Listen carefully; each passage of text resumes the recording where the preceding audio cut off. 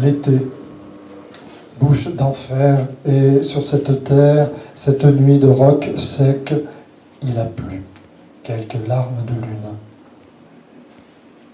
On le sait de sa chambre, le rayon du matin pointe la rampe mouillée de la fenêtre, l'eau s'écoule sur son appui.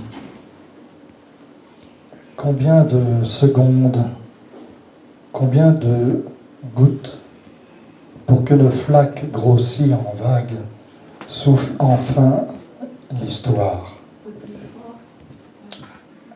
Un fil ténu, infini, infinité de fils d'une bouche à l'autre, tenus d'un bras pour l'autre, tout comme une main, pointe une main fine, autre, et l'accueil ou une oreille tendue.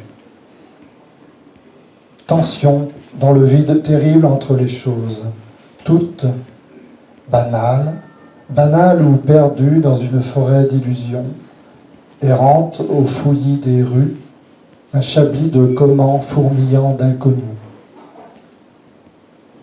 Les pourquoi sont connus, mais des fils cousent le sacré cousu de fil blanc ou ocre ou d'encre. Voit-on encore, justement, le regard? Entend-on que ça siffle? Tue, peut-être en flux, les lignes de nous, trames, tressages de très fins fils étroits. Une main aussi dans son creux de mer, griffée de lignes du temps, danse son souffle fluent. La ligne tient la mer, avec une oreille tendue. Voyez donc l'oreille de nous grouillant, rayonnant d'or au mi-temps, d'une forêt de crayons crissant ses signes de vie. Sans fin, en une goutte, l'une et l'autre, l'une et l'un et l'autre, l'un et l'un et l'autre, sans fin, en une goutte, l'autre est toujours à la lèvre. Le poème donc de Amanda Gorman, poétesse et écrivaine états-unisienne. Nous nous réveillons sans mots, seulement avec douleur et blessure. Le fait que notre propre pays nous tire dans le dos n'est pas seulement de la brutalité, c'est trahison choquante. Non pas une application de la loi, mais son exécution.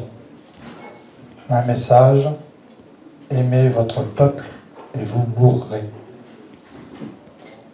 Pourtant, notre plus grande menace ne voit pas d'étrangers parmi nous, mais chez ceux qui, parmi nous, ne se remettent jamais en question. Ne craignez pas ceux qui n'ont pas de papier, mais ceux qui n'ont pas de conscience. Sachez que prendre soin intensément, ensemble, c'est porter à la fois la douleur et l'horreur sombre d'aujourd'hui et un espoir profond et audacieux pour demain. Nous pouvons avoir l'impression de n'avoir rien à donner et pourtant crier ce monde qui attend, tremblant d'impatience de changer.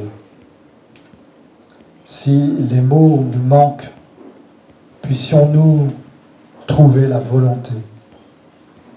Si nous perdons espoir, puissions-nous ne jamais perdre notre humanité.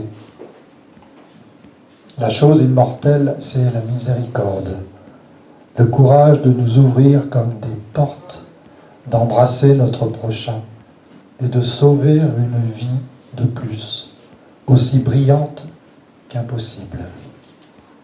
Merci.